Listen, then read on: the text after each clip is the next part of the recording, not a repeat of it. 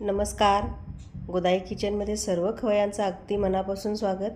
तर भाताबरोबर खाण्यासाठी आज आपण मस्त अशी झणझणीत आणि चमचमीत अशी मी आमटी करते. तर त्यासाठी काय केलं आहे, मी इथे एका भांड्यामध्ये बेसन पीठ घेतलं आहे. आता तुम्ही जेवढं लागतं आहे तेवढंच घ्या. मी इथे 4-5 जणांसाठी मी करते, त्यामुळे एक 2 पळी, अगदी लहान पळ्या आहेत किंवा 2 मोठे चमचे बेसन घेतले. आता ह्या बेसनमध्ये पाणी घालायचं आणि अगदी पातळसं याचं बॅटर बनवायचं आहे. बघू शकता तुम्ही. रोज रोज डाळ भात खाऊन आपल्याला कंटाळा येतो, अशा वेळेला भाताबरोबर खाण्यासाठी मस्त अशी ही आमटी करू शकता. तर अशा प्रकारे ही आमटी गावच्या ठिकाणी किंवा लग्न कार्यालयामध्ये भाताबरोबर करतात. ही आमटी शाक म्हणतात त्याला. तर तीच आज आमटी मी बनवून दाखवते.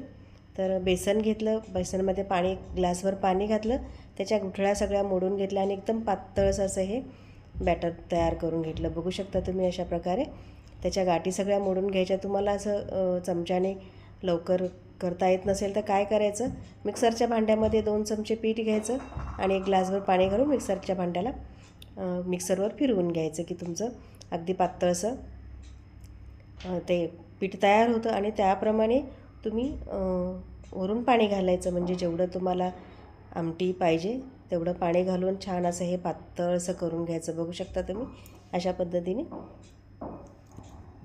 गाठी सगळ्या मोडून घ्यायच्या. आता यासाठी एक मसाला करायचा आहे, तो मसाला करून घ्यायचा. तर इथे मी ओलं खोबरं घेतलं आहे, अर्धी वाटी ओलं खोबरं आणि एक 8 ते 10 लसणाच्या पाकळ्या, कोथिंबीर घेतली एक अर्धी वाटी आणि 1 चमचा जिरा. आपल्याला एवढंच हे वाटून घ्यायचं आहे. आता हे खोबरं मी ओलं घेतलं आहे कारण मी कांदा लसूण मसाला वापरणार आहे. जर तुम्ही कांदा लसूण मसाला वापरणार नसाल तर मात्र मग सुकं खोबरं घ्या, म्हणजे तुमच्या आमटीला छान असा कट येईल. कारण मी माझ्याकडे कांदा लसूण मसाला आहे, आम्ही कांदा लसूण मसालाच वापरतो, त्यामुळे मी ओलं खोबरं वापरते. तर आता हे सगळं मिक्सरच्या भांड्यात घ्यायचं आणि याला छान बारीक असं वाटून घ्यायचं आहे. जेवढं बारीक वाटता येईल तेवढं वाटून घ्यायचं आहे. याच्यामध्ये पाणी न घालता वाटायचं, म्हणजे आपल्याला आमटीला छान कट येतो आणि चवही फार सुंदर अशी लागते हीच आमटी. एकदा नक्की करून बघा, अगदी झटपट. तुम्हाला बाजारातून काही साहित्य आणायचं नाही. बेसन तर आपल्याकडे नेहमीच असतं. तर हे बघा अशा पद्धतीने मी वाटून घेतलं. पाणी घातलेलं नाही आहे, फक्त असं हे कोरडंच वाटून घ्यायचं, जेवढं बारीक वाटता येईल. जास्तही जाड ठेवू नका किंवा एकदमही बारीक करायचं नाही.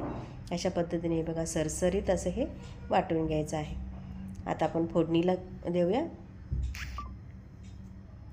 तर पातेल्यामध्ये तेल मात्र थोडंसं जास्त घाला याला, कारण पीठ आहे, बेसन पिठामुळे तेल थोडंसं कमी होतं, कट येत नाही. त्यासाठी थोडंसं जास्त तेल घालायचं.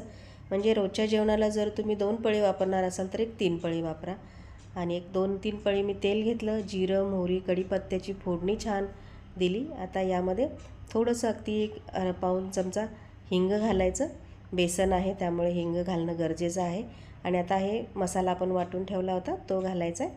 आता तेलात हा मसाला छान खमंग असा भाजून घ्यायचा आहे, अगदी तेल सुटेपर्यंत भाजून घ्यायचा. तसंही आपण मसाल्यामध्ये पाणी घातलं नव्हतं, त्यामुळे पटकन हा मसाला भाजला जातो. एक 5 मिनिट भाजून घेतलं. आता थोडीशी हळद आणि कांदा लसूण मसाला, हा माझा घरचा कांदा लसूण मसाला आहे, गोदाई कांदा लसूण मसाला, तो वापरते मी. हा माझ्याकडे नेहमी विक्रीसाठी असतो. आता हा छान भाजून घेतलं की आता हे बघा, आपण जे बेसन आपण कालवून ठेवलं तर थोडीशी हळद घातली होती मी त्याच्यामध्ये. आणि आता हे आपण जो मसाला भाजून घेतला आहे त्यामध्ये हे पीठ ओतून घ्यायचं, म्हणजे पाणी जे आपण बेसनचं करून ठेवलं होतं ते ओतून घ्यायचं. हे बघा मस्त असं बेसनची आमटी म्हणतात किंवा शाक म्हणतात गावच्या ठिकाणी, लग्न कार्यालयामध्ये अशा पद्धतीने ही शाक तयार करतात. खूप छान अशी खमंग अशी ही आमटी लागते, अगदी तोंडाला चव येते अशा पद्धतीने. आणि वरून जेव्हा पाणी वापराल तेव्हा ते गरमच पाणी वापरायचं, मी नेहमी सांगत असते. मीठ घालायचं चवीनुसार.